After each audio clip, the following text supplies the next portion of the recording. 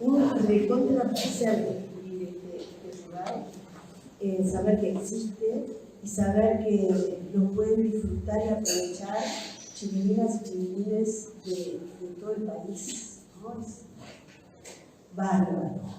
Y debimos superar cierto monto de envidia porque respirar este aire tan maravilloso, con olor a eucaliptus, ya quisiéramos trabajar en un lugar así. Así que vamos a empezar. Como ustedes verán, el tema es gigantesco, ¿no? Y con estos temas, evidentemente, uno tiene que elegir por dónde empezar. Yo me imagino que yo voy a ir por algunos caminos que no son los que ustedes hoy en el aula les ocupan más, porque ustedes quieren saber qué hacer en un ataque de pánico muy diferente.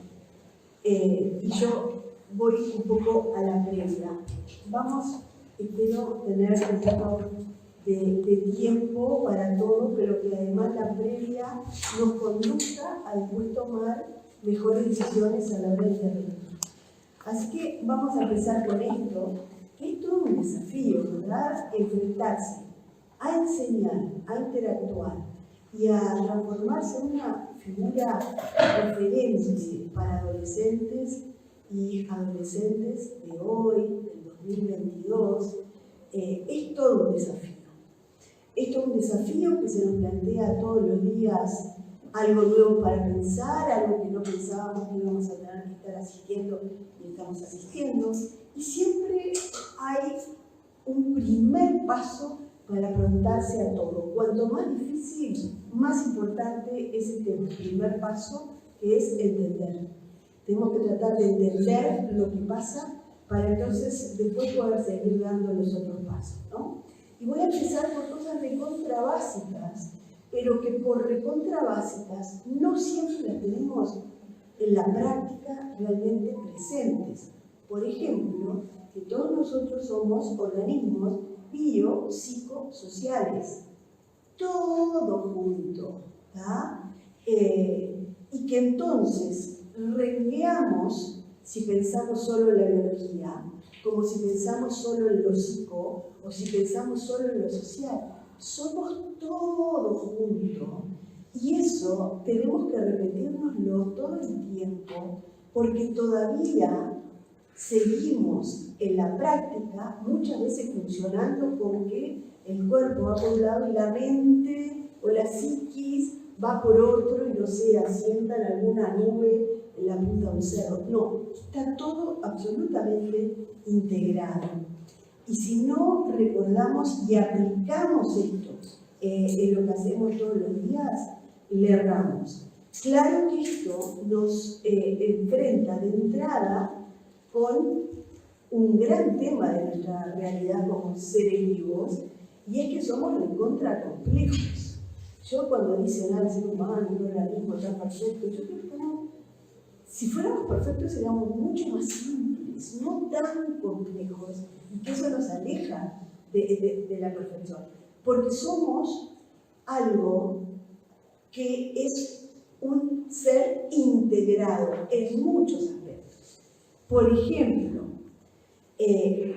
nacemos con un equipamiento básico que nos permite simplemente sobrevivir un tiempito, ¿no? El reflejo de poder respirar, el reflejo de poder succionar algo si encontramos a alguien que nos alimente, y parar de contar. No tenemos mayores cosas, pero sí tenemos una constitución genética que ya viene con nosotros, que ya marca, por ejemplo, diferencias temperamentales que pueden muy precozmente ser observadas, y heredamos de nuestros padres, de nuestra familia, además de los genes, lo que se da a llamar el nicho ontogenético, ¿no? Que es esa burbuja invisible que rodea a cada grupo familiar, que implica cómo se habla, qué música se escucha, qué comida se come, con quienes uno se relaciona, ¿no? Eso que va rodeando, envolviendo al niño y empieza a formarlo junto con la experiencia de vida. Y es todo eso lo que moldea el desarrollo. Y es otra integración compleja. Lo que traemos puesto y su interacción con lo que vamos viviendo. Ya no hay lugar para aquella pregunta que hicieron tantos filósofos e investigadores: ¿somos o nacemos? Las dos cosas, ¿no? Nacemos y nos hacemos de las dos cosas, y por algo hoy la rama de la genética que ha explotado es la epigenética, que es lo que estudia justamente cómo el entorno interactúa con el plan genético y cómo lo altera. Cómo podemos tener determinados genes, pero es el entorno el que prende o apaga la expresión de ese gen, o le sube el volumen o se lo baja. Entonces eso le da una complejidad brutal a nuestro desarrollo. Y la otra gran complejidad es que somos un cuerpo con muchos sistemas, todos tienen que ver con todos. Vieron que ahora se está hablando mucho, por ejemplo, de la importancia de ciertas neuronas que existen en el intestino, y de cómo además los microbios que nos habitan, que son más que nuestras células, afectan nuestro humor, nuestra manera de funcionar. Es decir, es complejísimo lo que pasa ahí adentro en el cuerpo. Pero además tenemos este órgano, que es otro mundo aparte, también con una complejidad increíble, que es lo que tenemos que cuidar. Tenemos que cuidar todo, pero cuidar especialmente el cerebro desde que son chiquitos. Y cuidar el cerebro es cuidarlo en lo biopsicosocial, porque necesita esos tres alimentos.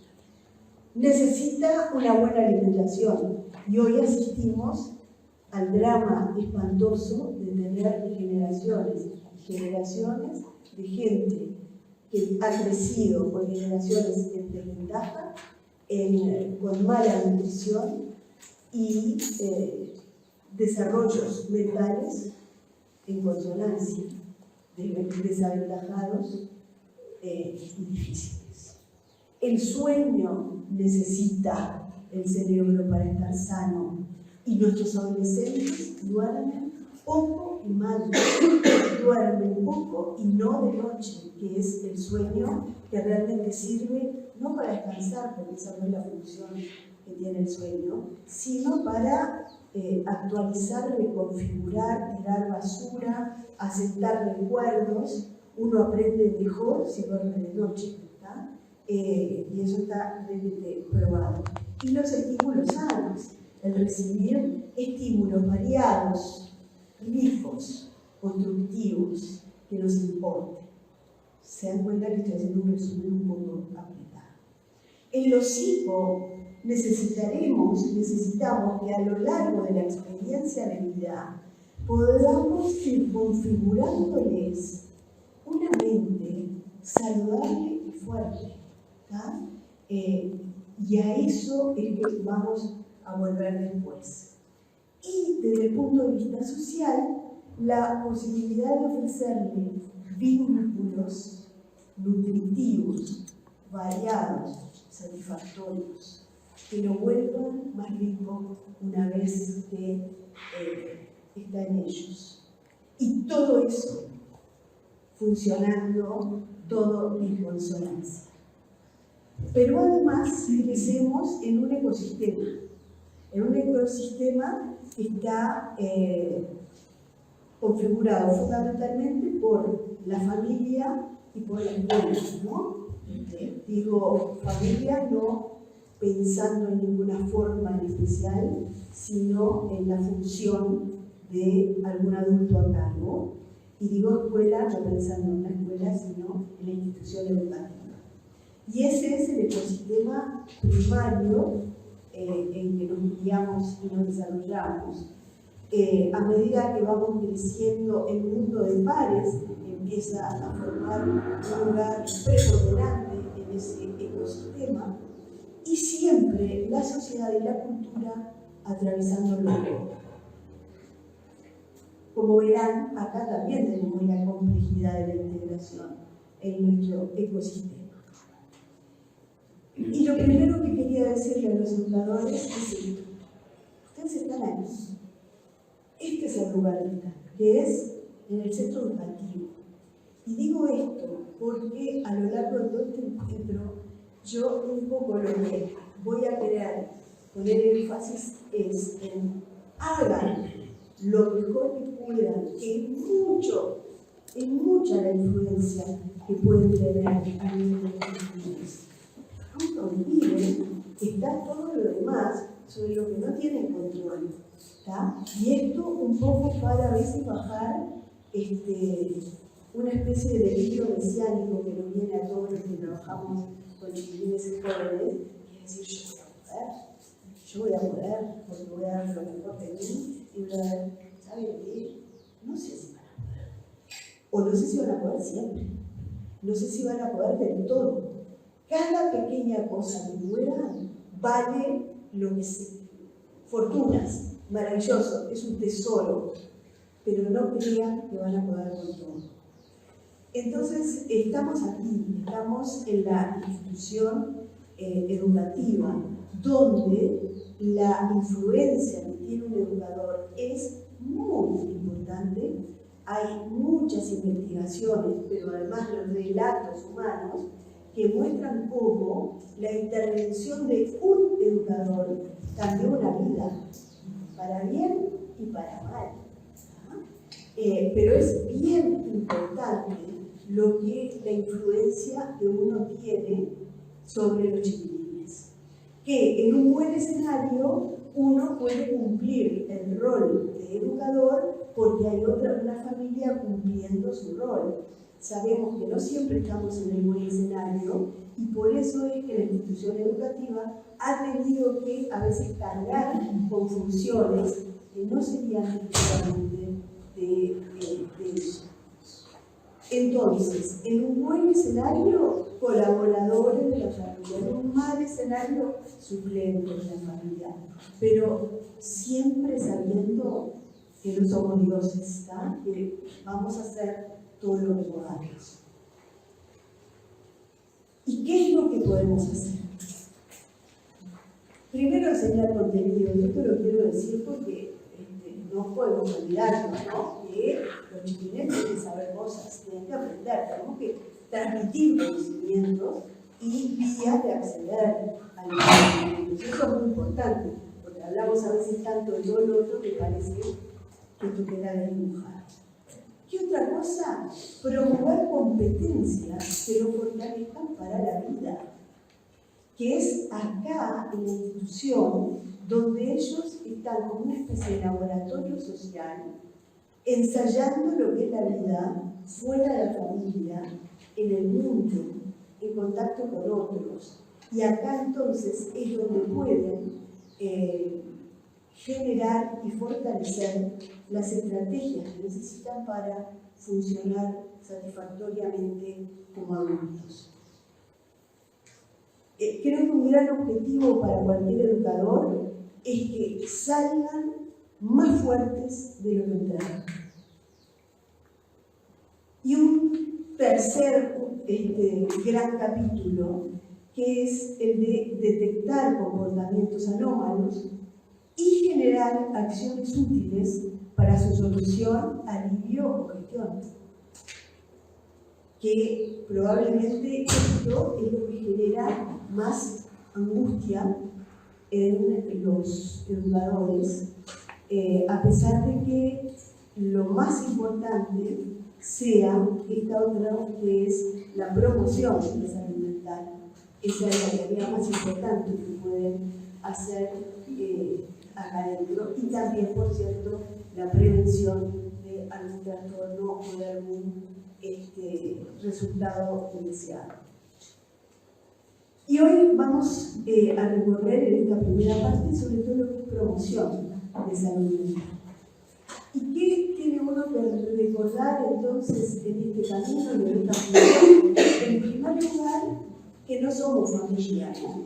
Y que nos falta lo dice precioso. Acá está la directora gorda y combatido que dice, recibiéndolos el primer día, que sería vosotros, los más pequeñuelos, que por vez primera acudís a este templo del saber, os aseguro que aquí hallarás un segundo hogar, en el que cada maestra os brindará aquello que toda madre ofrece a sus hijos. Amor. Y Mafalda decía, ay, menos mal, que iba a decir sopa.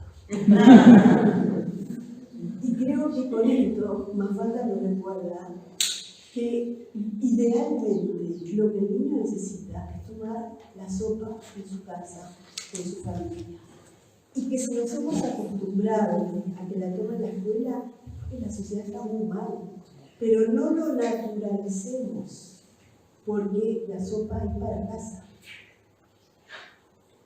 ¿Qué otra cosa no son? No son familia, no son amigos, ¿tá? No son amigos de los chiquitines, son referentes. Si ustedes están en un rol de educador, están con la responsabilidad de guiar, de orientar, de enseñar. Y eso lo vuelve una figura de referencia. Y no son terapeutas, ¿tá? Eso también hay que recordar, y habría que recordárselo a las familias, a los chiquilines mismos, a las autoridades y también a ustedes. Y no siendo terapeutas, son co-constructores de la fortaleza mental de cada niño, niña y adolescente. No son terapeutas, pero tienen un rol fundamental en la construcción de la fortaleza mental de cada uno. Desde su lugar, tejen ese complejo sistema de ideas, creencias, emociones que forman parte de la mente. ¿Y a qué me refiero cuando hablo de fortaleza mental? Porque ustedes están seguramente mucho más acostumbrados a hablar de inteligencia emocional. Y si a mí me hablan de inteligencia emocional, es como si me pellizcaran la vesícula. Porque las emociones son valiosísimas, pero es una partecita así. No hacemos nada pensando solo en las emociones. Es lo que necesitamos fortalecer, es algo mucho más amplio para realmente hacer de los seres humanos seres fuertes, capacitados para enfrentar la realidad de la vida. La fortaleza mental se refiere a la capacidad de pensar, de gestionar emociones y tomar decisiones integradas, ¿tá? Y que integren pensamiento, emoción, todo eso que nos conforma internamente. Es como una guía interna que nos va permitiendo recorrer la vida en bienestar, que es como se supone que uno debe recorrer la vida, que no es felicidad Coca-Cola, ¿no? Es otra cosa. No implica felicidad permanente, ni ausencia de problemas, ni de emociones negativas, nada de eso. Sino que es algo que acerca a lo que los griegos llamaban eudaimonia, para hablar de ese estado interior que lo podemos traducir como bienestar y que es el que permite el florecimiento, ¿tá? Y que es el que no depende de lo que nos esté pasando en ese momento, sino que es un estado interior que uno tiene y que le permite atravesar las tempestades sin derrumbarse, sin fracturarse. ¿Qué habilidades generan la fortaleza mental? Por ejemplo, la adaptabilidad, ¿no? Miren ese árbol pobre que cayó ahí entre unas rocas enormes y se las arregló para vivir. Quien sobrevive no es el más fuerte ni el más inteligente, sino el que se adapta mejor al cambio, dijo Darwin. Y vaya que la pandemia y todos sus productos nos demostró que era bien importante tener adaptabilidad. La adaptabilidad, para uno ser adaptable, necesita tener desarrolladas diferentes funciones, ¿no? Una es la flexibilidad cognitiva, la capacidad de poder flexibilizar el pensamiento de, yo vería yogur de durazno a yogur de frutilla, ¿cómo yogur de frutilla? No está grave, ¿no? Eso de poder cambiar, pensar, no rigidizarse. Es necesario para ser adaptable tener tolerancia a la frustración y al estrés. Saber que te vas a encontrar frustración y estrés porque eso forma parte de la vida normal y ser capaz de tolerarlo y remontarlo, ¿no? Y poder bancárselo. Y la capacidad de autorregular impulsos. La capacidad que nos permite no tirarnos al piso a patalear cuando algo nos sale como no me gusta, sino respirar hondo y decir a la flauta, ¿qué hago con esto? Esa capacidad de autorregularse, que es tan importante y que está tan limitada en muchas personas. Entonces, para ser fuertes mentalmente, tenemos que ser capaces de desarrollar este conjunto de cualidades que habilitan la capacidad de cambiar y florecer en un entorno estable. Y después tenemos otro grupo de habilidades que a mí me gustaría destacar, que es lo que nos da humanidad, es decir, el conjunto de cualidades que nos permiten diferenciarnos de los robots. ¿Cuáles son? Una, la capacidad empática. Este Wi-Fi que tenemos, que nos permite conectarnos unos a otros mente a mente. La creatividad, la capacidad de generar cosas, de pensar fuera de la caja y de construir. El pensamiento ético y moral, el ser capaz de madurar desde el punto de vista ético y no necesitar toda la vida un policía armado, sino que uno se sabe guiar por los principios que ha ido internalizando a lo largo de su vida. Y etcétera, etcétera, etcétera. Podríamos seguir hablando de otras habilidades que generan fortaleza mental. Me gustaba hacer foco en estas dos hoy, en este tiempo. Y ahí aparece un dibujo de Quino que yo siempre uso porque me parece que transmite exactamente lo que deberíamos recordar los adultos cuando estamos en contacto con niños, niñas y adolescentes, ¿no? Y es que somos nosotros, los maduros, los florecidos, los que tenemos experiencia, los que hemos dado frutos y que le tocamos la mente al chiquitito que está recién brotando. Y es ahí que le estamos transmitiendo eso que nosotros hemos ido adquiriendo con la experiencia. Lo que necesitamos para fortalecer mentalmente a los chiquilines son adultos que funcionen como educadores humanamente fortalecedores. Los educadores humanamente fortalecedores saben, aceptan y militan su rol, que es el de adulto de la manada, ¿tá?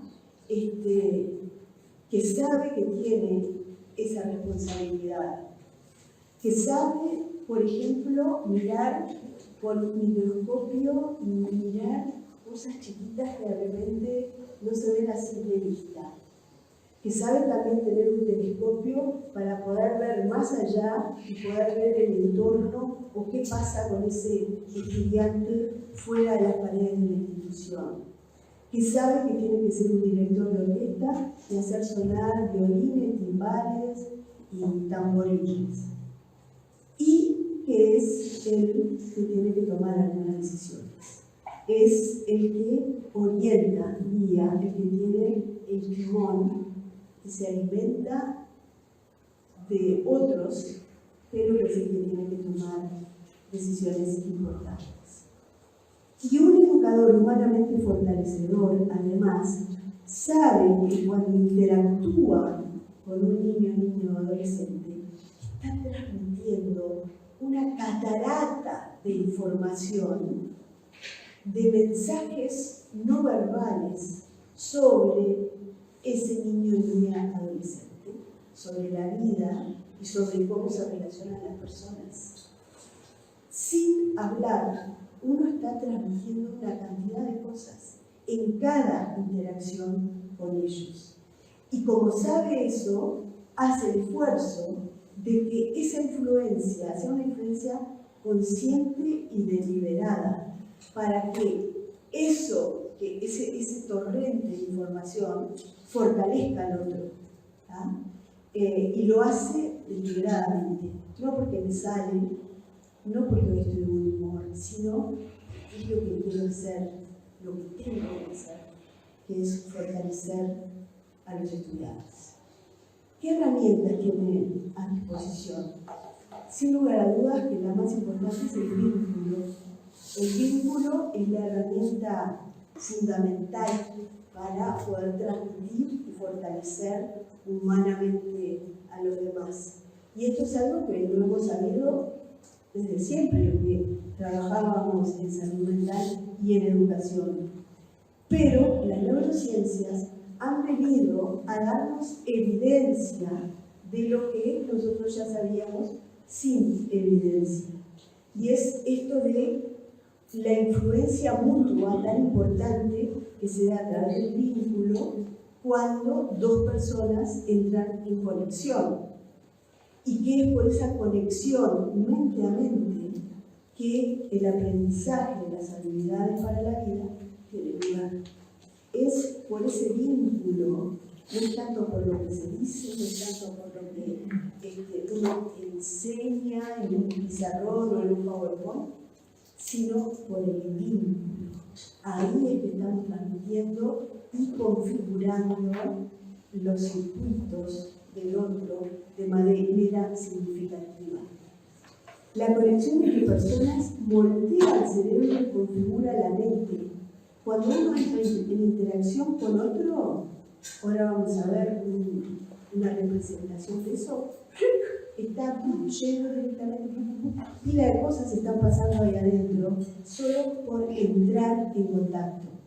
Eso quiere decir, cuando digo configura, es que se actúa a nivel de las ideas, de las creencias sobre uno mismo, sobre los otros, sobre la vida, las estrategias para resolver conflictos, para enfrentar el estrés, para controlar la ira, para saber qué hacer con la tristeza, todas las emociones, su gestión y la capacidad empática.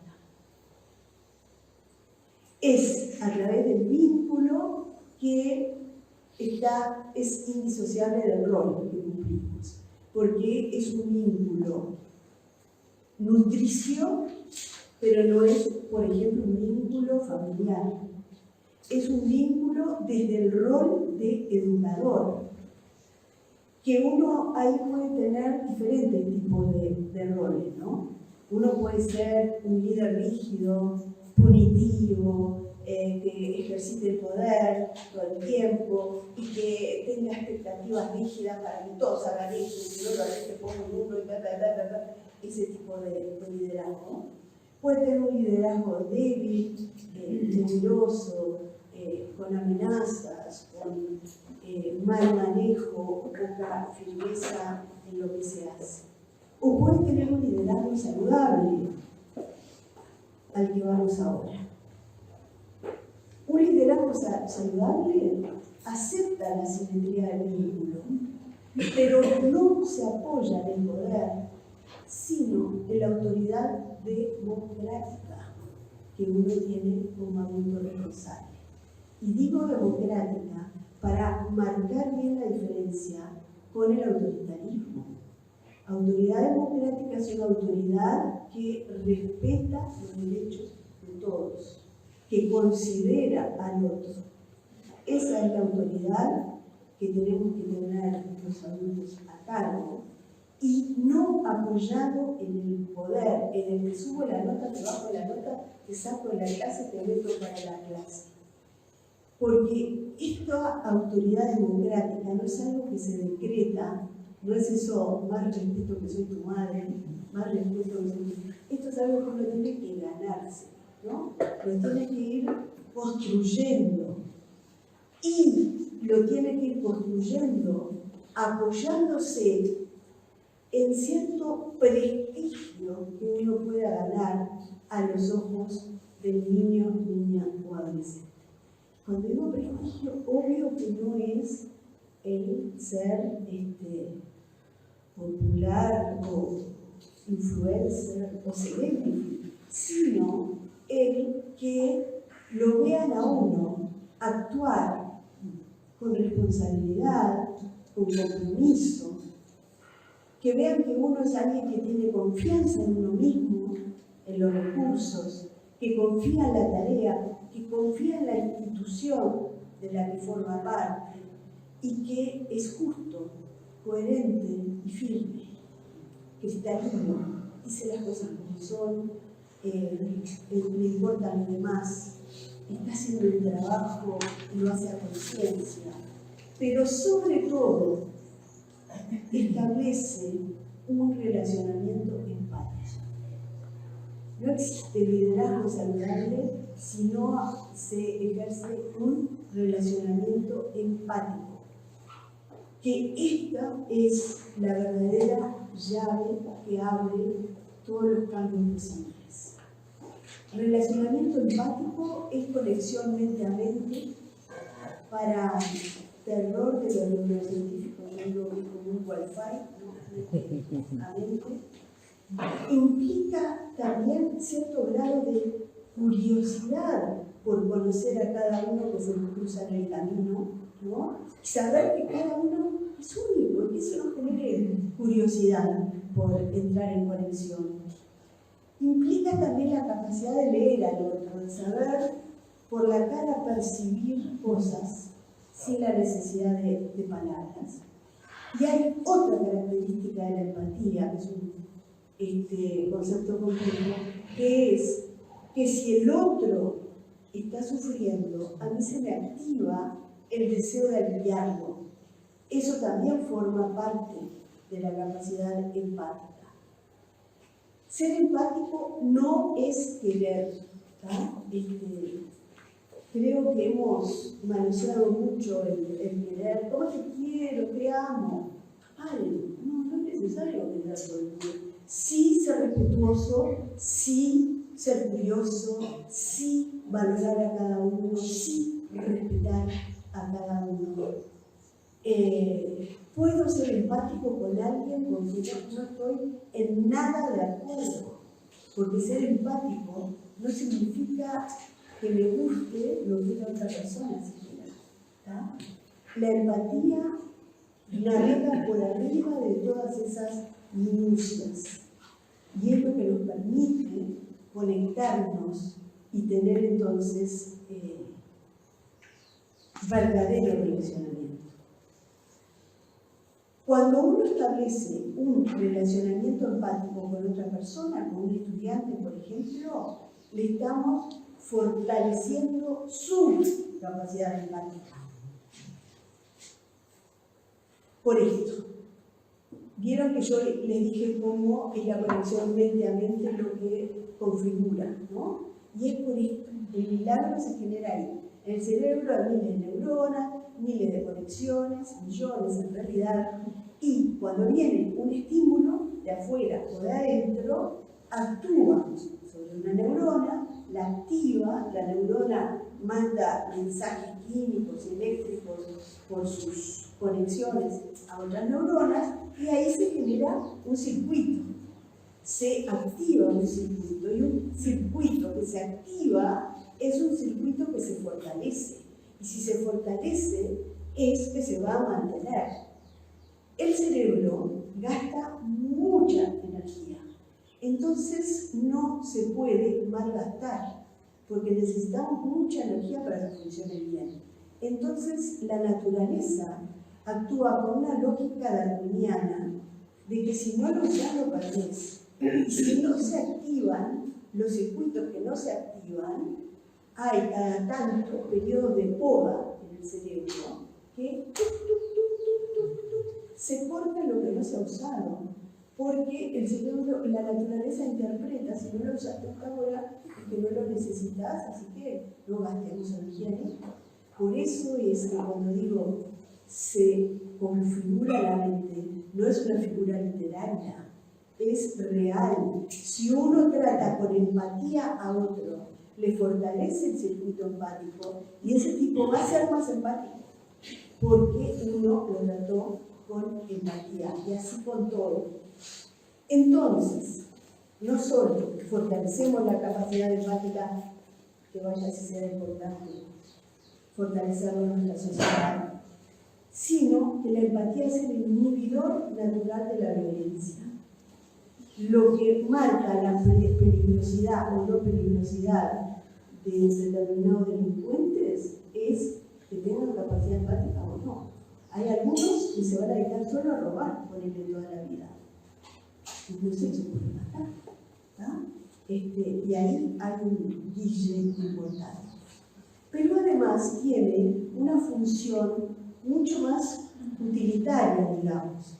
Y es que cuando uno hace una conexión empática con otro, el otro abre la mente, entra en modo receptivo. Ahí es que estamos conectados, ahí es que podemos interactuar, ahí es que nos puede escuchar, ahí es que nos puede hablar. Es en ese estado de conexión. Cuando lo que generamos es desconexión o estrés, estamos enojados, se puede decir una cosa, bla, bla, el cerebro entra en modo defensivo, cierra las puertas, y ahí es que muchas veces decimos, a este no le entran ni las balas. No le entran ni las balas, pero vos le cerraste el portón, ¿tá?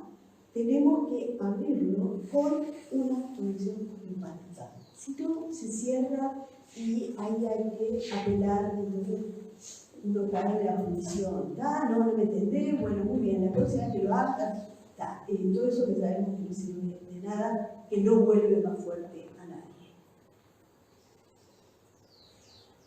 Para un liderazgo saludable, saber escuchar es fácil, ¿no? Saber escuchar palabras, saber escuchar silencios, saber escuchar miradas, saber escuchar gestos.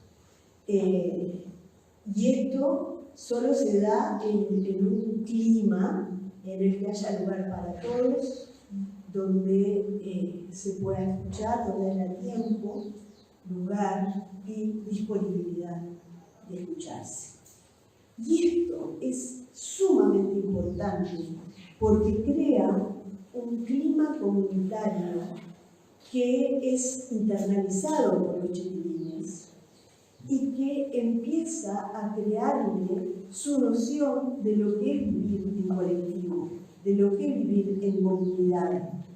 De esa manera es que podemos enseñarles, por ejemplo, lo que es la equidad, lo que es la solidaridad, lo que es el respeto, no con clases ni frases célebres, en la convivencia, en las experiencias compartidas, fortalecedoras. Y eso es lo que genera la cultura democrática, que no la dan los libros, no la dan las clases, sino el vivir en un entorno democrático.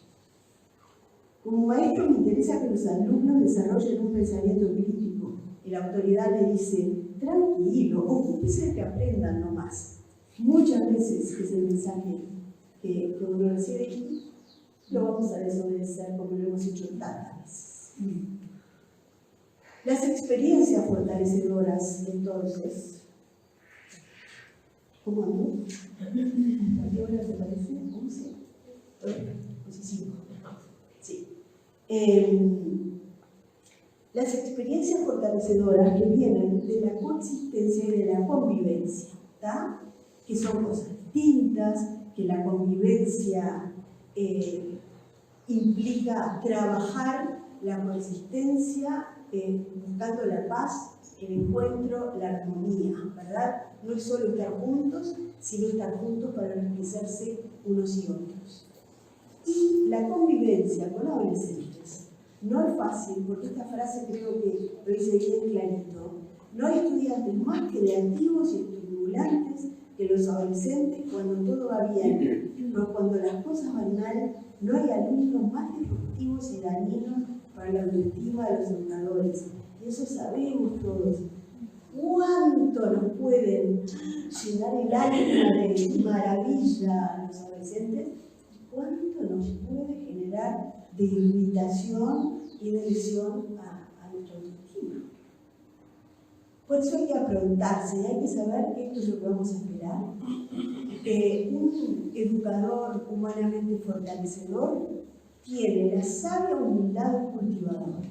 Sabe que en la tierra va a cultivar distintas cosas, que cada cosa importa y que él no va a poder transformar un rabanito en una zanahoria, pero que va a tratar de que el rabanito sea el rabanito más sabroso y la zanahoria más sabrosa.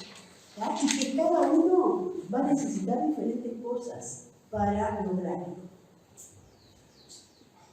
Y eso implica creer y celebrar la neurodiversidad, que hemos pasado generaciones y generaciones mirándola, y aspirando a que todos fuéramos como galletitas de un paquete de galletitas solar, todos con la misma formita y funcionando de la misma manera, y a eso aspirábamos. Cuando la neurodiversidad, los cerebros diversos, son tan necesarios para la vida humana como la biodiversidad para el planeta. Los cerebros diversos son los que piensan diferente, son los que nos permiten salir de las cuevas, animarnos de repente a hacer cosas que parecen locas y que han sido tan productivas. Esto es lo que no podemos permitir, ¿no? Que a pesar de que sea más cómodo, es imposible y no está bien. Nuestro objetivo más crucial es salir, además de este binomio. No queremos, ni nos parece bueno, educar seres para que sean ciegamente obedientes. Creo que lo que tenemos que lograr es educar chiquilines que sepan pensar y sepan actuar. Y eso tiene que ser el objetivo principal de nuestra acción. Y esto se logra con menos sanciones y más reflexión. Mucha pregunta, mucho pensar juntos. Che, ¿qué pensás de eso que pasó? ¿Viste gran hermano ayer? ¿Viste tal cosa? ¿Qué hubieras hecho en lugar de aprovechar cualquier cosa que pasa acá o en la tele o intentemos para generar la costumbre de pensar con cabeza propia? ¿Eso a vos te parece bien o te parece mal? Pensar, plantearse, ubicarse en este lugar de seres pensantes para salirnos de este lugar en que lamentablemente cae mucha gente. A mí las conclusiones me las sacan del medio, ¿no? Tremendo. Tenemos que lograr transmitirles a los chiquilines: tu cerebro es único y es tuyo, usalo, es todo tuyo, usalo, hace cosas buenas con ese cerebro. Esto logramos con sintonía y diferenciación. Las dos cosas son importantes. Tenemos que ser muy empáticos, pero no somos uno más. Y tenemos que animarnos a gestionar todas las olas de la vida, ayudarnos a resignificar el dolor. Vivimos en una cultura que le huye al dolor y el dolor forma parte de la vida. No siempre es algo negativo a evitar. Lo que no duele no siempre es la mejor opción. Y si bien la vida no puede ser sufrimiento, tenemos que ser conscientes que no todo siempre va a ser fácil y sencillo, Y hay cosas que nos van a generar frustración, dolor, esfuerzo. Y tenemos que resignificarlo, no perderle el miedo. Tenemos que enseñarles a perder el miedo a ser en minoría, ¿verdad? Esto de yo como voy a ser el único que tal cosa, ¿sabes qué? No tengas miedo a ser el único. Mirá este tipo, en un ejército nazi, todos haciendo el saludo y el loco se quedó de brazos cruzados. Claro que no sé qué pasó con él, ¿no? No es fácil, pero es posible y necesario. Tenemos que enseñarles a buscar soluciones a los problemas, no huirles, enfrentarlos y enfrentarlos con inteligencia, con creatividad, sin impulsividad y con eficacia. Hacerlo bien y poder pensar sobre cómo lo resolvemos. Tenemos que promover el coraje de pensar fuera de la caja y crear.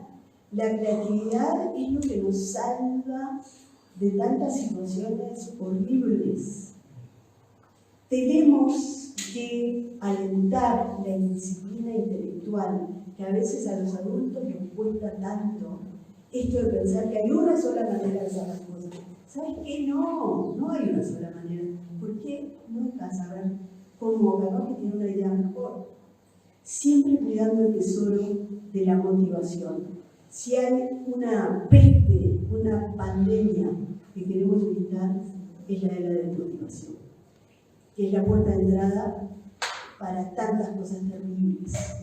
A la desmotivación llegamos, por ejemplo, si les enseñamos solo respuestas, ¿no? Tenemos que enseñarles a pensar, tenemos que enriquecerles el cerebro, si no, todo da lo mismo. Respetar y orientar la curiosidad, transformar la curiosidad en interés y en investigación, respetar esa chiquita mágica que tienen los niños chicos y que muchas veces la educación se las va cercenando a lo largo del pasaje por las aulas después de muchos años. Les iba a hablar de esto que me importa tanto, que tiene que ver con la motivación, que veníamos hablando con Carmen en el auto, como la motivación es una fuerza que nos aliviana y nos permite llegar a cualquier lado y hacer esfuerzos que nunca haríamos sin una buena motivación. Y ahí ustedes tienen dos cosas importantes a mirar. Una es el desafío, el lograr desafiar saludablemente a cada estudiante, que es ni un desafío exagerado, que no pueda llegar, ni que sea un bollo que no tenga que esforzarse nada. Y el feedback, lo que ustedes le digan al chico sobre lo que hace, sobre lo que piensa. Lo más motivador es el logro. Cuando digo logro, no pienso en el éxito como se entiende habitualmente, sino a esta experiencia de tener un desafío, esforzarme para llegar y llegar. Ese es el logro. Esa experiencia es lo que motiva. El fracaso desmotiva. El fracaso repetido desmotiva para siempre. Hay instituciones que son fábricas de fracaso. Cuesta mucho hacer entender, por ejemplo, a una maestra que un chico que empieza a recuperarse, tiene el boletín, bueno, lograr. Porque iba a preguntar, no mejoró, porque yo creía que pero le puso bueno lograr, sí, para que no se cebe, ¿ah? Porque si no, no, señora, se va a seguir esforzando si tiene la experiencia de esforzarme y sirvió para algo. Si no, ¿para qué me voy a esforzar? ¿Verdad? Eso es tan sencillo y que es tan importante. Con esto voy a terminar, que es, le contaba a Carmen que leí esto, salió publicado el 5 de noviembre en El País de Madrid. No, nunca pagué una suscripción con tan buenos resultados. Esto es les transcribí algunos párrafos, ya el título me pareció sumamente provocador, ¿no? 6 motivos por los cuales hoy no es posible la revolución. Y les voy a leer el 6º motivo. Despójenlo de todo connotación política, no sé si se quejan por eso, piensen en los conceptos. El régimen neoliberal es un régimen de la angustia. Aísla a las personas, convirtiendo a cada una en empresario de sí mismo. La competencia total y la absolutización del rendimiento erosionan a la comunidad. La creciente individualización, la pérdida de solidaridad y el narcisismo de las personas ahondan la angustia. Hoy también nuestro compromiso está cada vez más marcado por nuestros miedos. Nuestro comportamiento está cada vez más marcado por nuestros miedos. Miedo a fracasar, miedo a no estar a la altura de nuestras propias expectativas, miedo a no poder seguir el ritmo, miedo a quedarnos descolgados o miedo a tomar la decisión equivocada. El régimen neoliberal mete miedo para implementar la productividad. La sociedad del miedo sofoca todo germen de revolución. Espérate, porque aún hay más para este político. Hoy vivimos en una sociedad de la supervivencia. Avanzamos colgándonos de una crisis a la siguiente, de un apocalipsis al siguiente, de un problema al siguiente. Así la vida se atrofia y se reduce a resolver problemas. Ante acontecimientos apocalípticos como la pandemia, la guerra y las catástrofes climáticas, miramos amedrentados hacia un futuro tétrico. Hemos renunciado a las esperanzas. La vida se reduce a resolver problemas, incluso a sobrevivir. La vida es sacrificada en el altar de la angustia. Nos hemos resignado a sobrevivir. La jadeante sociedad de la supervivencia se parece a un enfermo que ya solo abriga el débil deseo de que el dolor cese pronto. La esperanza es lo único que nos permitiría recuperar aquella vida que es más que una mísera supervivencia. La fuerza opuesta, la esperanza, que era con lo que quería terminar hoy. El antídoto a la angustia es la esperanza. La esperanza nos une, crea comunidad y genera solidaridad. Y es el germen de la revolución. Es un brío, un salto. Bloch dice incluso que la esperanza es el sentimiento militante. Ella enarbola el estandarte, nos abre los ojos para una vida distinta y mejor. La angustia se nutre de lo pasado y del resentimiento. La esperanza abre el futuro. Lo único que puede salvarnos es el espíritu de la esperanza. Solo ella despliega el horizonte de sentido que reanima, estimula la vida y hasta la inspira.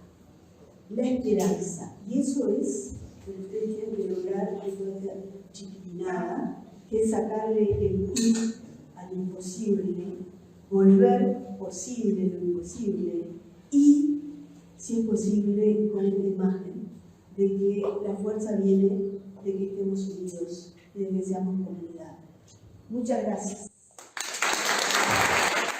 Bueno, buenos días a todos y a todas. Me encanta escuchar a Natalia, ya lo dije la otra vez, no es que trabajemos hace décadas, nos han estado volviendo relativamente poco a estas conversaciones así a dúo y me gustan particularmente porque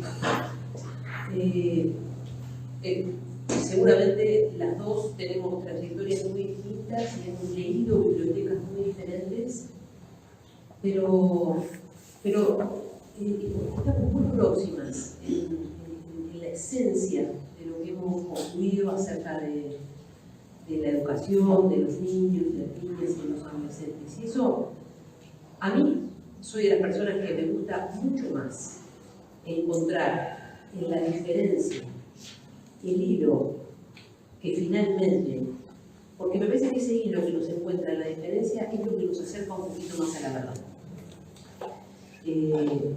Entonces me resulta, me motiva mucho escucharla y me resulta muy conmovedor. Ahora yo veré con otras palabras, voy a referir a otros autores, voy a tomar otros conceptos, pero estoy casi segura que la esencia de lo que yo tendría para compartir con ustedes está muy cerca de lo que Natalia ha dicho, también están sus intenciones. Bueno, entonces hay ahí una pequeño plus, digamos, de compartir estos datos. Mientras escuchaba, me iba también yo haciendo mi escrito y adecuándome para que esto sea una conversación. Y entonces me parecía que estaba bien que yo empezara hoy contando un poco por qué me voy a detener en algunos argumentamientos conceptuales. ¿Por qué? ¿Qué me llevó a mí a hacer algunos reportes o decir, bueno, esto es una guía para mí o esto orienta algo de lo que hago? Porque yo empecé a trabajar como psicóloga recién recibida en eso que hoy llamamos los espacios socioeducativos. En aquel momento, estoy hablando de la época del 90, teníamos menos claridad acerca de qué eran esos lugares y además porque han cambiado mucho. Pero a mí me tocó sostener muy joven un lugar para adolescentes en un barrio que sigue siendo un barrio muy pobre y de la noche a la mañana me vi ahí teniendo que sostener ese espacio con mi cuerpo y con mi psiquismo y con el lazo que tejía con ese equipo con el que trabajábamos en ese momento, alojando y recibiendo diariamente adolescentes que venían de lo que hoy yo llamo los territorios de la injusticia social, que son los hijos de la injusticia social, pero en aquel momento no sabía de dónde estaba parada, no encontraba a veces ni las palabras para saber de dónde venían ellos y de dónde veníamos nosotros y qué iba a pasar ahí. Pero finalmente estuve una década sosteniendo una casa joven, un dispositivo que seguramente algunos de ustedes conozcan, y fue tan impactante esa experiencia, tan desconcertante. Durante mucho tiempo yo no entendía nada, de verdad que no.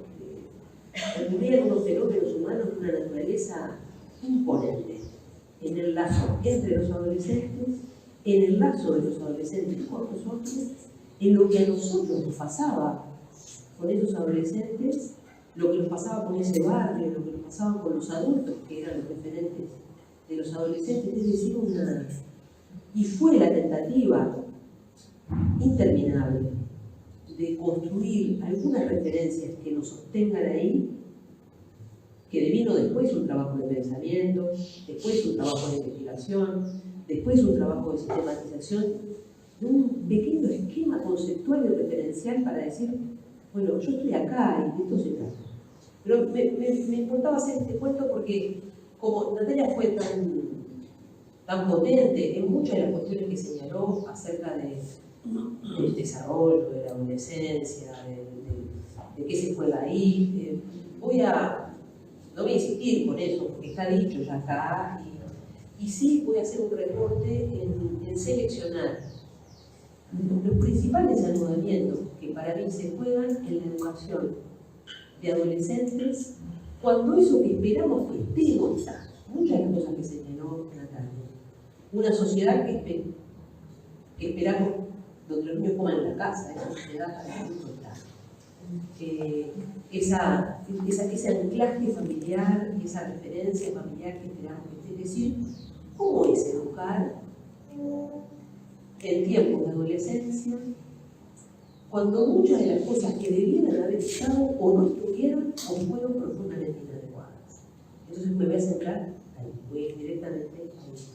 Porque me parece, yo he estado ahí y sigo estando ahí, una especie de persistencia, aunque soy psicóloga, una persistencia en sostener que aún cuando las cosas van muy mal en términos de lazo social, hay que sostener ciertos lazos pedagógicos. Y para mí es muy relevante que podamos pensar de qué se trata educar, de qué se trata los lazos pedagógicos.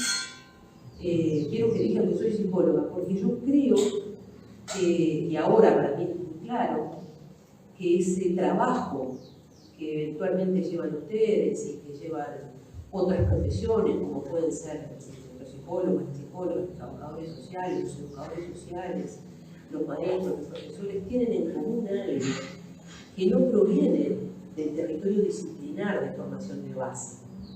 Por eso, después, años, décadas después, con algunas personas académicas con las que me crucé, con las que tuve la ocasión de estudiar, y después de escribir y de producir, llegamos a la conclusión que habían unos oficios de raso, que habían en los territorios institucionales, en los territorios de política pública, en las políticas educativas, en las políticas de salud, en las políticas destinadas a la protección de niños y adolescentes, unas prácticas, y sobre todo había la urgencia de ciertos marcos conceptuales que no se dejaban capturar exclusivamente por un campo disciplinar.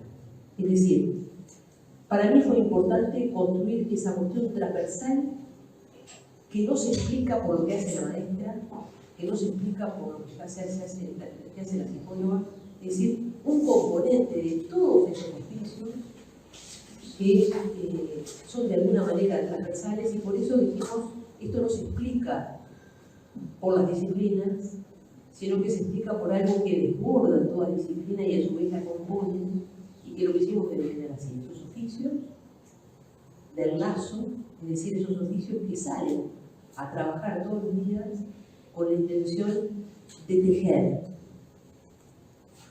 Usaste ese verbo varias veces, de tejer un lazo con aquellos que han quedado desenlazados por efecto transgeneracional de eso que debiera ser lo común para todos. Entonces voy a ir a hablar directamente de eso, de qué serían, si dijéramos, bueno, esto no tiene que ver ni con la psicología, ni con el trabajo social, ni con lo que hace la maestra, sino con algo que se juega en todas esas profesiones, que no es una tarea propia de la pedagogía ni propia de la psicología, sino que se juega en el encuentro, es decir, en el tratamiento social de los niños y de los adolescentes, que se desarrollan por todos lados, por supuesto el sistema educativo, y gracias, puedo decir algo, pero digo, por suerte hay un gran número, en el caso de los niños, la enorme mayoría, encuentran el lazo social, digamos, se le juega en el sistema educativo. Para los adolescentes no tanto. Ustedes saben, ser adolescente en este país para algunos es ir perdiendo el lazo con esa gran estructura donde se nos presenta la vida en común, que es el sistema educativo. Por lo menos eso es así desde hace 3 siglos. No siempre fue así en la historia de los humanos, aunque la escuela parezca algo natural como las plantas, no tiene nada natural, es una construcción además bastante nueva en la historia del humano, pero es cierto que desde hace más de 3 siglos para acá, en Occidente, se tomó una decisión muy impresionante acerca de la escuela y el sentido de la escuela, y es que decidimos mayoritariamente que fuera la única institución obligatoria. Y esa decisión, para la sociedad en su conjunto, pero para los niños y adolescentes de hoy, para los que fuimos, los que estamos acá, es una decisión de una potencia impresionante, porque una vez tomada esa decisión, la escuela es obligatoria, decidimos que no hay ningún lugar en la sociedad que podamos estar a salvo en la escuela. Y decidimos que la escuela nos va a marcar a los que la transitamos, como la transitamos, con éxito, con mediano éxito, con fracaso, pero también va a marcar de manera muy particular a los que nunca la pisan. Es decir, el que nunca vaya a la escuela va a estar marcado por la escuela más que porque por eso tenemos que hablar mucho de la escuela y de este sistema, de esta construcción, insisto, sociohistórica, no tiene nada natural, no lo trajo la naturaleza, la trajo una construcción humana incesante de hacer un mundo para los humanos y de construir la vida de los humanos, y ahí decidimos en cierto momento que la escuela era ese lugar que nos iba a marcar a todos estemos o no estemos en la escuela. ¿Vos querés decir algo? Sí, un aporte a la creación de la escuela sería una donación industrial para que el obrero pudiera ir a trabajar y donde dejar a sus hijos. Es una creación capital, ¿no? Sobre la formación del capitalismo y la democracia, ahí vino la escuela. Exactamente. Para satisfacer necesidades de adultos. Exactamente. Exactamente. Pero bueno, estamos acá. Claro. Y ahora la tenemos. Y es mejor que aquello. Y es mejor que aquella. Y, bueno, y ahora, este es el asunto de que nos tenemos. Ahora, yo les quiero contar qué podemos hacer cuando no nos salen las cosas bien en la escuela. Cuando algo, la educación de ciertos adolescentes, sobre todo, ustedes lo saben, ¿no? Esto, la evidencia es muy contundente y es la educación de adolescentes fracasa, entre comillas, es decir, se encuentra con sus mayores obstáculos, mayoritariamente en los adolescentes que son hijos de la imposibilidad que hemos tenido de resolver las instituciones sociales. Ahí es donde... ¿Puedes repetir eso de nuevo, por favor? Digo, lo que quiero decir es que las instituciones educativas, ahora hablando de las instituciones destinadas a adolescentes, encuentran sus principales problemas, sus principales fracasos, sus principales dificultades, cuando tratan de educar a los adolescentes que provienen de eso que llamamos la pobreza estructural, que viven detrás de la línea de la pobreza, y son los adolescentes hijos de esa injusticia social que no hemos podido resolver en las generaciones. Ahí la escuela encuentra sus mayores fracasos. Y esto es un dato, no es un relato. Sí. Porque además ahora accede, antes no accedía. Exactamente. Y además, lo que parece estar muy bien, además la educación media se ve mandatada a universalizarse y a ser común para todos, y que estén todos, y que es obligatoria, desde hace mucho menos tiempo que para la educación primaria.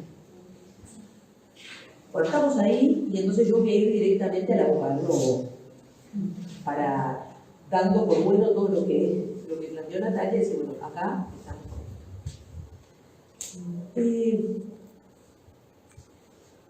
Para mí, cuando uno enfrenta las principales dificultades de la educación de adolescentes, para mí se juegan 4 categorías, que son las que hace un montón de tiempo pude más o menos ordenar, y para mí siguen siendo los cuatro puntos cruciales para pensar la educación de adolescentes en general, pero muy particularmente cuando educamos en el territorio de la justicia social. La primera cuestión es que la adolescencia es un tiempo de transformación identitaria, y me parece que todas las corrientes, de todos los colores, de todo el variopinto que se ha ocupado de este asunto, coinciden con distintos recursos conceptuales, haciendo énfasis en unos aspectos o en otros, pero todos acordamos que un partido central de la cuestión adolescente tiene que ver con retramitar, con vivir un trabajo de tramitación identitaria. Es decir, dejar de ser niños y ir reviviendo en otra cosa que ya no es la identidad del niño, la identidad de la niña, y que todavía está por verse lo que vendrá. Si yo cumplo con lo que prometí, es decir, detengamos en esto, si yo tuviera que decir de este trabajo identitario que se juega en todos y todas las adolescentes, ¿cómo acompañamos ese trabajo en contextos de injusticia social que no son solamente cuestiones materiales de acceso a bienes y recursos? La injusticia social no es solamente una penuria material a la que podríamos sobrevivir mucho mejor si fuera solo eso. Pero la injusticia social es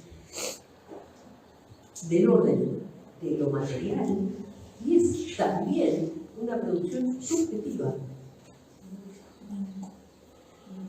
Y los problemas que tenemos, los más graves, son precisamente eso que a alguien se le ocurrió llamar habilidades blandas, que a mí me parece la cosa más difícil de cambiar. ¿Cómo se le ocurrió que podían haber unas cosas blandas, una roca inamovible? Que son esa subjetividad, ese modo de estar en el mundo, esa relación con los otros, esa relación con uno mismo, eso que llamamos así, la producción de una subjetividad. Bueno, nacer y crecer en los territorios de justicia social produce una subjetividad. ¿Cuál es para mí el partido más decisivo de ese trabajo identitario en la subjetividad de la exclusión en el tiempo de adolescencia?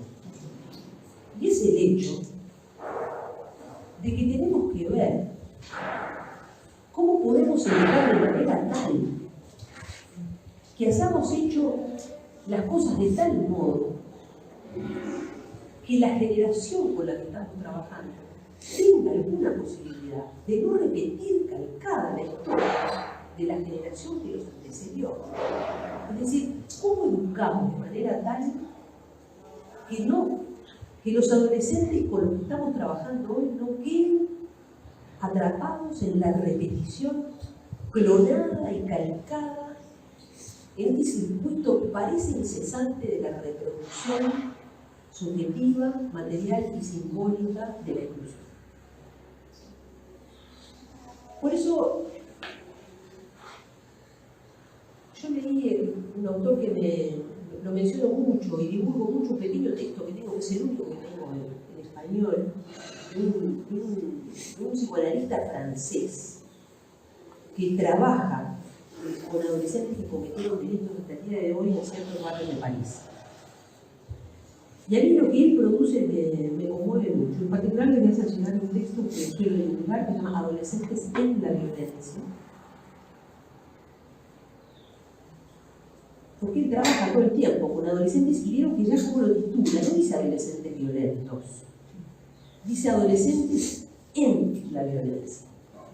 Una violencia que viene tanto de lo que los engendró, de lo que los produce, como de lo que los habita. Y entonces él dice, resumidamente en ese texto, dice que cuando yo trabajo con adolescentes en la violencia, suelo preguntarme, y creo que la pregunta que todos tenemos cuando estamos en esto, yo la tuve al minuto que estuve en aquella casa joven, es ¿de quién son hijos? ¿De quién son hijos? Pero dice, pero para mí la palabra padres tiene más de una significación.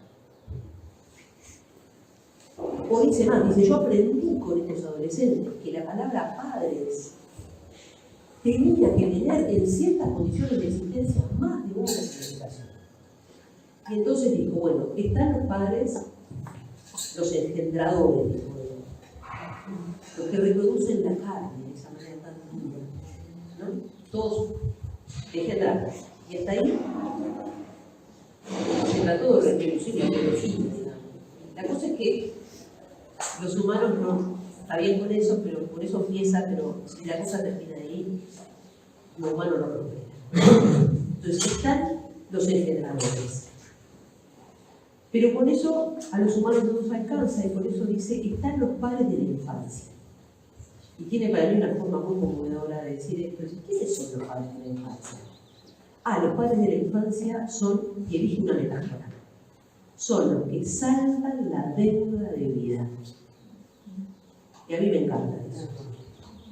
Porque me parece que criar encuentra en esa metáfora una figura muy bella que ubica las cosas en el orden que para mí tienen que estar. Y es que traer a Ulises al mundo es sobre todo contraer una deuda. Una deuda con todas las metáforas que tienen las deudas en el sistema capitalista, es decir, una deuda que en términos de crianza más vale pagarla en tiempo y forma. Porque si no estamos más o menos al día con esa deuda, se vuelve más cara. Y eventualmente yo trabajo con niños, hasta el día de hoy, todo el tiempo, que tienen la convicción de que con ellos la deuda es impagable.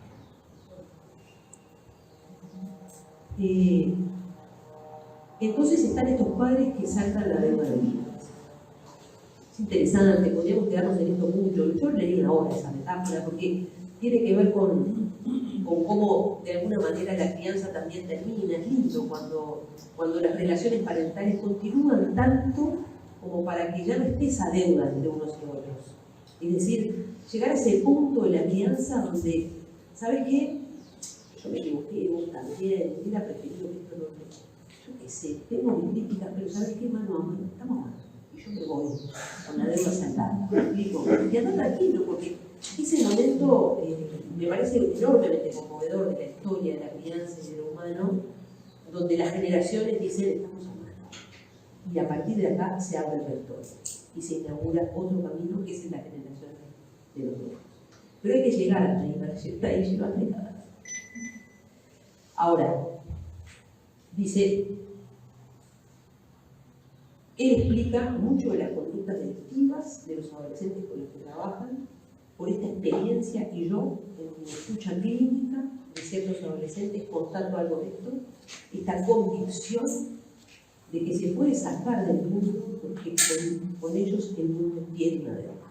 Esta es una presencia muy fuerte en la cabeza de muchos niños cuando uno los escucha lo suficiente. ¿Por qué no les cuesta tanto robar? ¿Por qué no les cuesta tanto sacar? ¿Por qué es una máquina de decir dame? A veces que te cortás, a veces que te cortás, no te escuchás. Parece insaciable, ¿no tienen esa sensación? Alguien dice, parece insaciable. Bueno, entonces están estos. Pero dice, después están los integradores, están los padres de la infancia, y están, dice él, las postas parentales. Y las postas parentales no son los padres, son precisamente los que toman una posta. Y dice, y las postas parentales para él son esos adultos especialmente significativos que aparecen particularmente en tiempos de adolescencia y que provienen de eso que para mí va a ser decisivo en la educación de ciertos adolescentes, que provienen de todo eso que no es familia. La adolescencia, como sabemos, es de alguna manera la edad de la exogamia, es decir, esa edad para desbordar el espacio de lo familiar y ir al encuentro de todo eso que no es familia. Por eso para mí, cuando pensamos la cuestión de adolescente exclusivamente desde lo familiar, hay un capítulo del trabajo social con la adolescencia que se nos apapela. Por eso, la educación de adolescentes requiere postas parentales. Esto lo dice David Nacio también, en un texto que a mí me gusta mucho leer, se llama Cómo actuar con un adolescente difícil, que les recomiendo. Pero yo trabajo con una base de un psicoanálisis que nos permite cruzar así el setting más tradicional y las murallas psicoanalíticas para ir a ver unos conceptos guardados en la vida. Y, por ejemplo, hay esta idea de Nacio que dice, bueno, hay cosas en la vida que los adolescentes se empiezan a dar cuenta que son producto de una conquista. La adolescencia es ese tiempo donde todos nos damos cuenta que no le podemos dar todo a nuestros hijos. Que hay cosas en la vida que no te las va a dar ni mamá ni papá. Es más, hay cosas en la vida que se aprenden en ausencia de mamá y de papá. Esa es la adolescencia.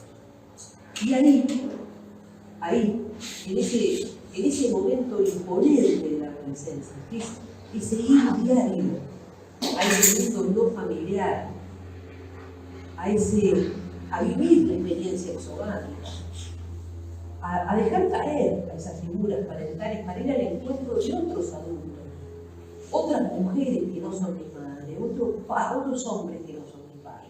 Esos son las postas parentales. Natalia lo dijo, habló de referentes. Yo creo que la educación de adolescentes nunca va a poder, por lo menos en la civilización en la que estamos, estar en manos exclusivamente de las familias. Yo me vi una película cuando estaba en el doctorado que se llama Camino. Una película que no me odia, si la ven, es una película danesa, terrible, casi vomitiva, Pero es un buen despertate cuando insistimos con la familia, porque a la institución educativa le pasa mucho esto. Que reenvía a los familiares cuando los papás quieren. Y está bueno esta película porque es interesante. La película empieza con una familia que toma una decisión. Una pareja que decide que todo lo que van a saber sus hijos, todo lo que los hijos van a aprender, va a venir exclusivamente de ellos. Wow. ¿Cómo se llama? Canino. Canino, por el diente. Ah, canino. Canino, Ah. por el diente, porque cuando los gurises dicen, ¿y cuándo vamos a poder salir? El padre siempre le dice, cuando se te caiga el canino. ¿Quién no lo dijo? Ella peñaron. Bueno, no lo voy a seguir spoileando, pero lo que les quiero decir es que la endogamia, las familias son divinas a condición de que no sean lo único que tenemos en la vida. Si lo único que tenemos en la vida es una familia, las cosas se empiezan a poner muy complicadas. Y en términos de adolescencia esto es un infierno. ¿Saben por qué insisto en esto? Porque las historias de la exclusión son historias excesivamente familiarizadas. Las historias de la exclusión son precisamente, seguro por sus fallas, seguro por sus carencias, seguro porque son familias que no se pueden dejar así nomás. Pero las historias de la exclusión son las historias de ese tatuaje de mamá en los brazos. Son ese pliegue sobre los familiares. Yo no sé si han notado esto. Y si hay algo sobre lo que me parece que tenemos que trabajar mucho, los que trabajamos en los oficios del lazo y hacemos de posta parental, sea cual sea la disciplina que nos trajo hasta acá, tenemos que tener muy claro que un partido decisivo de los adolescentes se juega con nosotros. No porque seamos los héroes y digamos, esto que señaló Natalia es genial. Entrar en una, ya te doy la palabra, entrar en una especie de personalidad heroica en esto es una locura. No se trata de ser superhéroes, hay que ser mesurados con esto. Pero no se trata de que yo los voy a salvar de la madre mala, yo los voy a salvar, no, en esto Natalia fue muy clara.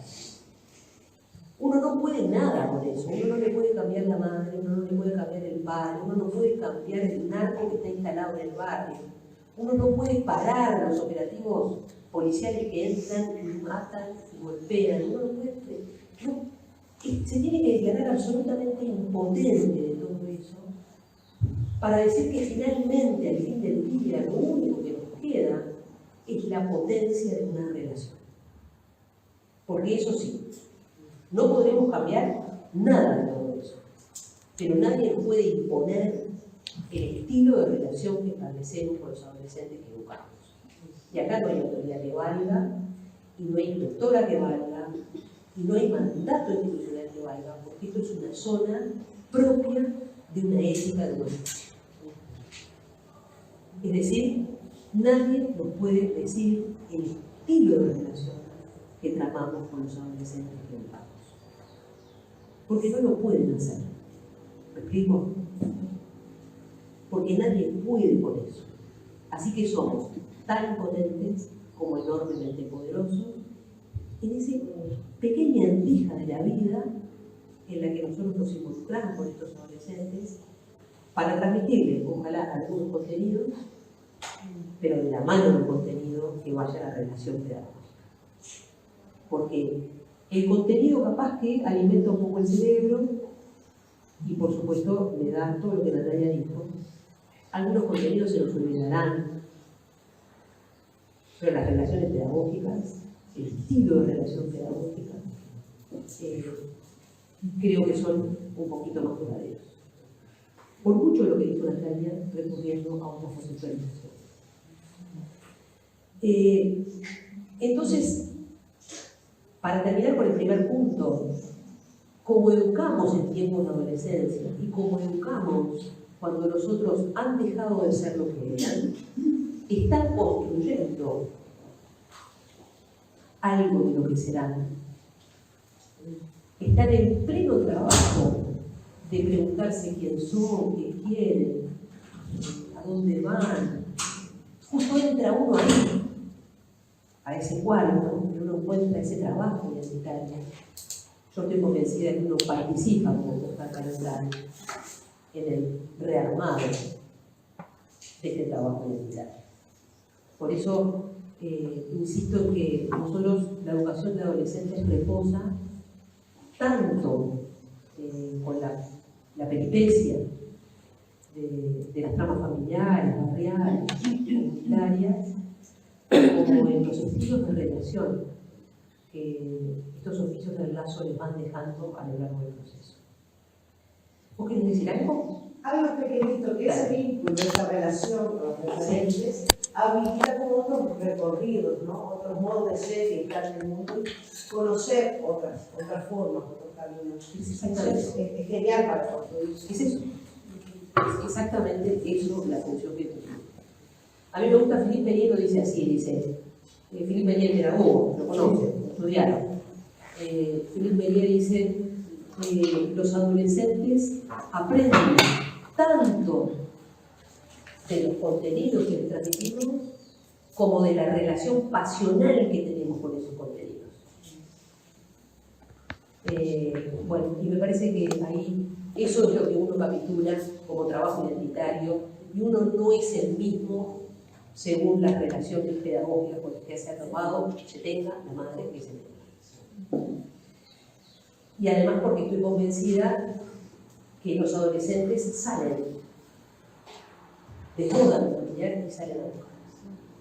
Y las van a encontrar en ustedes, en nosotros, o las van a encontrar en las estructuras del narcotráfico, para decirles algo, que son grandes postas parentales, que los aceptan sin condiciones, que les permiten lo que muchos en la sociedad no les permiten, que los narcisizan, que los estimulan, que los inscriben y que les dicen, vos sos mío, sos de acá, sos de nosotros, no sos uno más, le dan esperanza.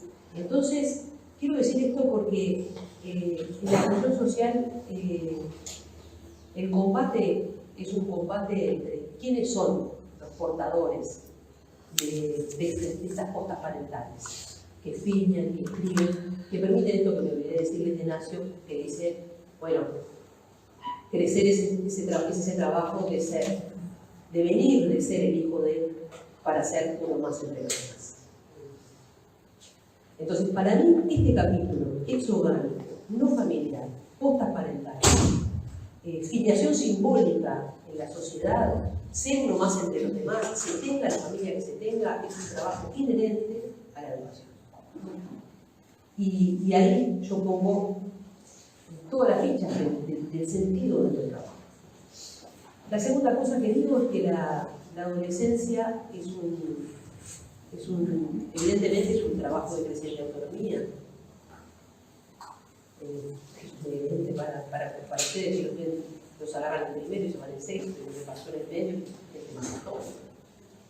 Ahora, quiero ir al corazón de este asunto siempre con lo que prometí, de quedarnos en ese punto donde las papas queman en la educación cuando nos encontramos con los adolescentes hijos de justicia. A mí me gusta pensar que también metafóricamente la adolescencia reedita un juego que ya existió en la primera infancia. Un juego que uno lo puede observar en cualquier casa, en cualquier lugar, en cualquier cumpleaños, y que el chiquito, cuando tiene las primeras dos habilidades que le empiezan a decir, usted puede algo solo, empiezan a hablar y caminar. Y ahí ustedes han observado, estoy segura, porque está así en la vida, que los chiquitos empiezan a tener las primeras habilidades y gatean. ¿Y qué hacen? Exploran y se ponen en riesgo. Se ponen en riesgo de verdad. A ver qué onda si me toca el enchufe, a ver qué pasa si me pongo una pelotita, a ver cómo será caer en el segundo piso. Bien.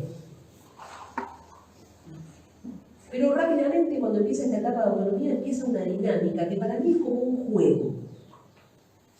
Es decir, el chiquito explora, recorre el mundo y se pone en riesgo, pero vuelve a lo que en ese momento le está haciendo el punto fijo.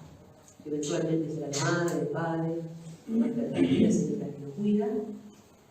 Y si en esa exploración mira a quien está haciendo de punto fijo y ahí no hay nadie, se angustia y deja de explorar. El juego es un juego para el chico y para el grande. ¿Qué hace el grande? Todo el tiempo está ahí dejando que explore, pero que no muera. Pero no le conozco. Pero que no muera. Ah, ¿No? Es un poco la función del grande en ese momento. Cuidar, ¿qué quiere decir? Ahí la columna te queda toda. ¿Se acuerdan de esa época, no? Cuidar, vivir. Tiene 1 año y 2 meses y se deja de cama. Porque juega esto todo el tiempo. Bueno, para mí la adolescencia es un poco la segunda temporada. Es decir, empieza de vuelta a explorar el mundo y a ponerse en riesgo ahora con otros elementos y con otras dinámicas de lo mismo. Bueno, ahora, esta es mi época de la irse a la calle, ¿no? Ustedes también.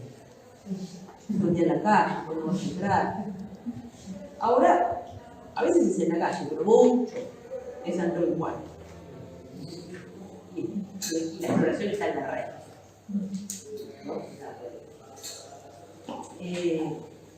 Pero la dinámica es un poco así, ¿no? Es explorar, ponerse en riesgo, pero lo esencial de la adolescencia es que siga escuchando el mundo. ¿A dónde va? ¿Cuándo venís? ¿Qué estás haciendo? Mantener vivo y seguir y venir. Y sobre esto, ustedes saben, se arman todos los niños familiares.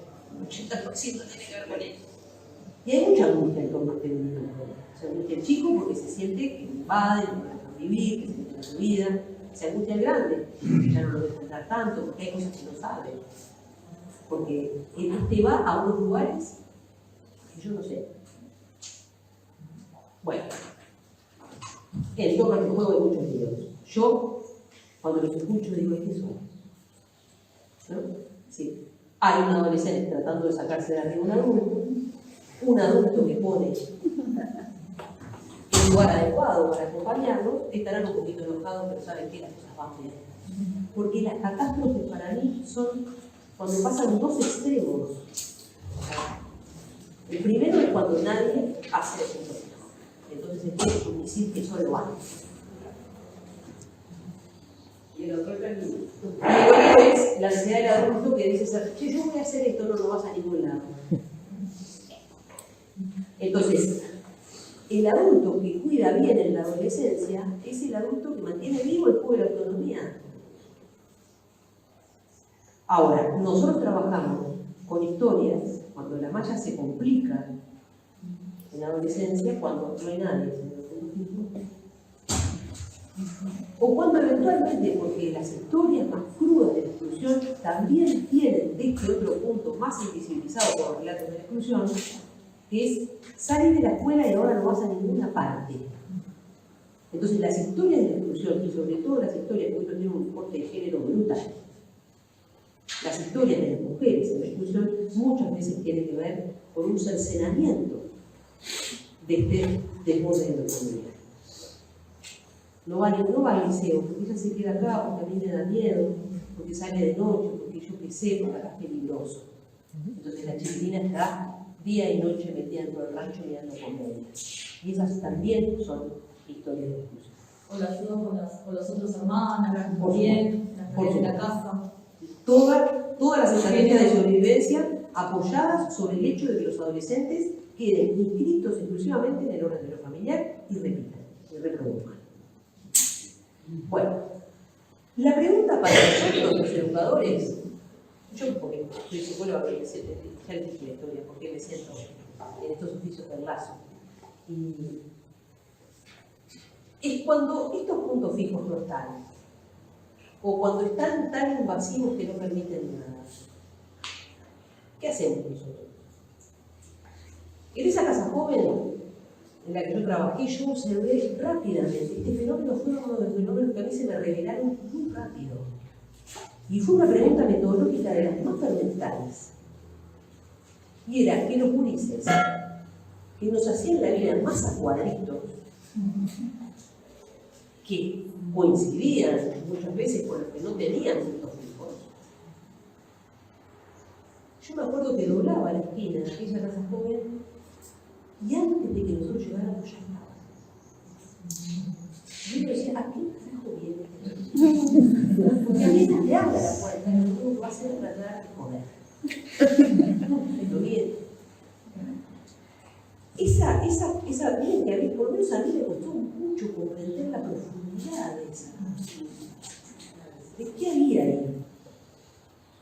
Cuando logramos suspender en nuestra cabeza y metodológicamente el hecho de que los íbamos a echar porque no hacían lo que decíamos que había que hacer, cuando dijimos, para, si no hace las cosas que tiene que hacer el taller de plástica, le vamos a decir que no venga, ¿cuántas veces? Porque además no vamos corriendo de plástica, deporte, a cocina, a con la nada, ahí donde va, rompe el exploto. Pero no falta nunca, llueva y truene ese turismo. Bueno, yo hoy lo digo con total confianza metodológica y conceptual. Viene porque busca cosas parentales. Y viene porque eso que abre y cierra a tal hora estructura la dinámica de la autonomía. Y este desgraciado hizo de este lugar su punto fijo. Y mejor que sea eso. Claro, mejor que sea eso. Trabajoso. Pero para mí entender. Sí, no se puede ser en casa que sea ese, Exacto. sea uno más exigente. Pero fue para mí como Si no era ese, era la esquina. un momento de pronto entendí todo. ¿Me explico? Como, bueno, mucho de lo que dijo Natalia tiene que ver con esto. Es decir, pero fue cuando paramos de expulsar las conductas destructivas para hacernos una pregunta, una curiosidad. ¿Por qué hace lo que hace? Porque si no le importara nada, no vendría. Bueno, entonces, para mí hay que asumir, para mí, pero entiendo que políticamente esto puede despertar una manera enorme. Hay quienes dirán, nosotros no somos una familia, no nos toca esto. Bueno, yo creo que si el país quiere dar un salto significativo que conmueva a los grandes números respecto de la educación de adolescentes y de la inclusión, tenemos que asumir que parte de nuestra función tiene que ver con ser postas parentales y puntos fijos por un rato, porque ¿saben qué? Tampoco se vayan a creer que ustedes van a ser postas parentales y puntos fijos durante mucho tiempo. Porque son adolescentes que están en crecimiento. Y más rápidamente los van a abandonar. ¿Me explico? Sí. Digo porque me parece que a veces uno pone mucho en las relaciones pedagógicas para que sí, para que nos tomen en cuenta, sí, estamos acá. Y se enlacen a nosotros, esperando a nosotros. Y a veces nos viene como una especie de agobio, como si eso nos fuera a inundar, como si, ¿yo qué hago? ¿Me lo llevo para mi casa? No, Sí, de hecho inunda. no, ni se le lleve para su casa, ni piense que esta función que está cumpliendo va a durar mucho tiempo. Porque rápidamente los va a dejar y va a buscar. ¿Me explico? Porque están en crecimiento. Entonces, son relaciones que si tienen este condimento de posta parental y de punto fijo, duran lo que duran, y es para mí muy corriente que tenga que ver con los años festivos y con el pasaje del tiempo, y de repente, bueno, se enganchan, hay 2 o 3 figuras que son las que llegan, las que dedican tiempo, pero después van a venir otras. Me explico, porque están en crecimiento y no vinieron para quedarse en sus vidas así eternamente. Ellos nos van a dejar. Ojalá ellos nos dejen a ustedes y no ustedes a ellos. Que sean lo suficientemente duraderos como para que ellos un día se hayan aburrido y que siempre dicen la misma cosa. Siempre son iguales. Ya está. Bueno, entonces, me parece que ahí se juega un partido importante de la educación de adolescentes en el contexto de la inclusión social. ¿Cómo estamos en tiempo? Porque nos gusta hablar. Voy a ir rápido a dos más. La adolescencia es un tiempo, como tercera cuestión, que los sociólogos llamaron, y después algunos autores en el campo de la psicología, laboratoria, ¿vieron?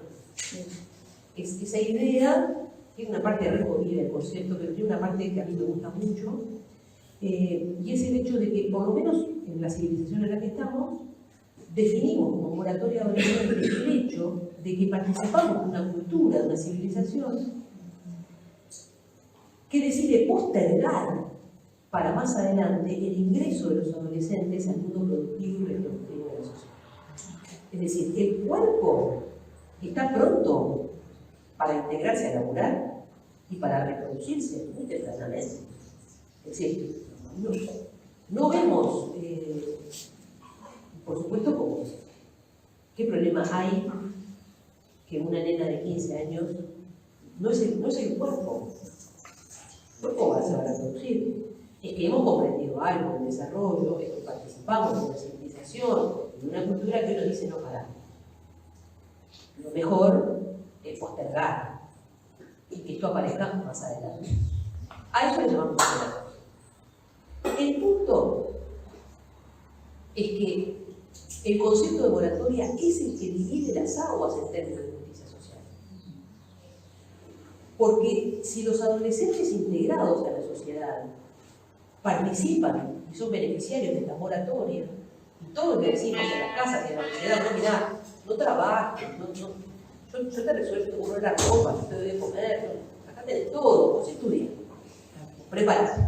Ese es el relato que cae sobre la adolescencia. Ahora, en los territorios de la justicia social esto no es así.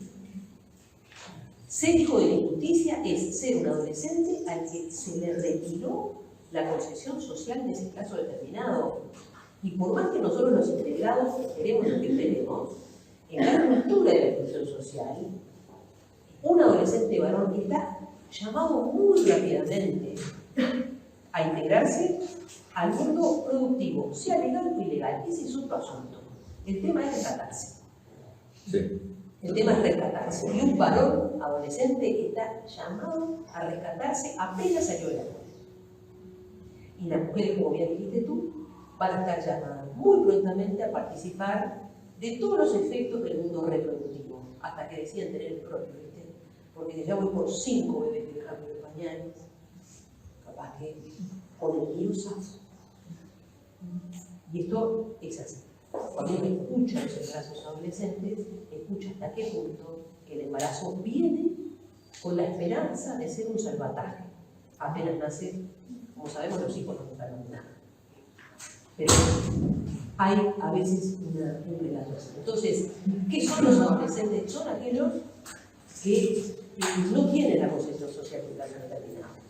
Si yo pudiera hacer política pública de adolescentes en serio, creo que hacer política pública de adolescentes en serio es resolver la moratoria. Y esto implica una cuestión de justicia social. Como sabemos, en torno a esto se pueden armar unos mínimos enormes. Acerca, si nos toca al resto de la sociedad, financiar la moratoria de los hijos de los pobres. Estoy proponiendo esto. Yo lo propongo con total fuerza. Y además digo que el sentido de una política es ese. Y además digo que no sería la primera vez en la historia de este país que esas políticas existen. Porque hay que ir a hacerse preguntas en la historia de nuestras biografías y darnos cuenta en qué momento nos pegamos el salto generacional. Y por qué fue que los hijos de los analfabetos de Europa se transformaron en médicos. Y eso no fue un trabajo de las familias. Eso fue un trabajo de política pública con la escuela a la cabeza. Y yo creo que si vamos a salir de la reproducción parece interminable e inagotable de la exclusión social, depende para mí de notas parentales y también de crear estructuras de moratoria. Pero esa es mi visión. de lo que sería una política pública de adolescentes. Por eso esos adolescentes que vienen acá se quedan, los 50 que duermen acá, me parece que ahí algo de moratoria se debe estar resolviendo. Algo de concesión social de un plazo determinado acá se está dando. Me explico, que puede ser otro formato, pero pensé en eso cuando me enteré de que había gente que podía quedarse acá. No, lo digo porque algunos no podrían estudiar cierta justicia, estarían casados. Eso es ser consciente de la moratoria, de la necesaria moratoria que la adolescencia necesita para inscribirse en el mundo del siglo XXI. Y si vos le sacás la moratoria social, van a reducir la pobreza y no hay otra posibilidad. La pobreza y la exclusión. Bueno, la cuarta cosa, y lo digo rápido, es que la adolescencia es un tiempo de confrontación generacional y por lo tanto los adolescentes no van a hacer la vida cuadritos porque no están en edad de obedecer. Criar, a mí me gusta cuando dice Débora Cantor, si el niño crece con nosotros, el adolescente crece contra. Y contra en dos sentidos y encima no ven el problema.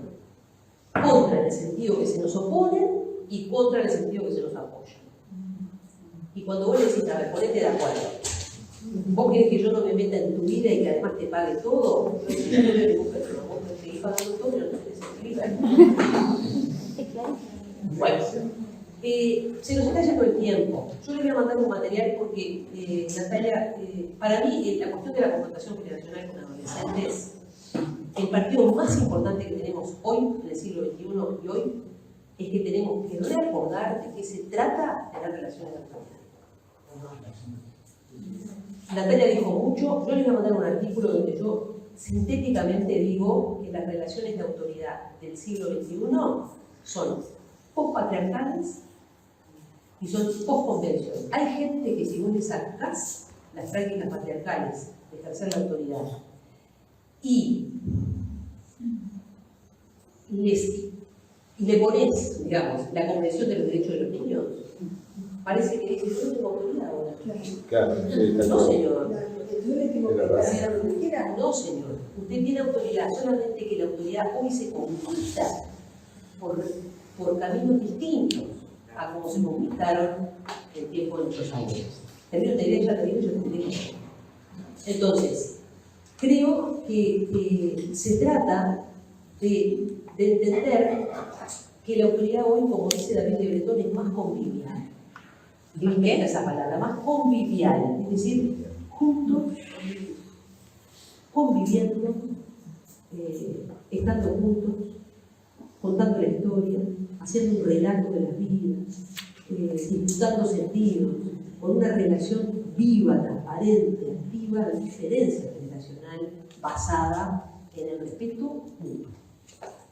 Siempre que el respeto sea una palabra a la que aludimos para que ellos nos respeten, estaremos perdiendo la ausencia del otro sentido de la palabra respeto, y es que solo nos van a respetar si somos capaces de respetar. Y eso para mí es una conquista de la humanidad. No estamos en este sentido caminando hacia el fin del mundo, en otro sentido sí, pero en este sentido creo que estamos caminando hacia un mejoramiento del mundo.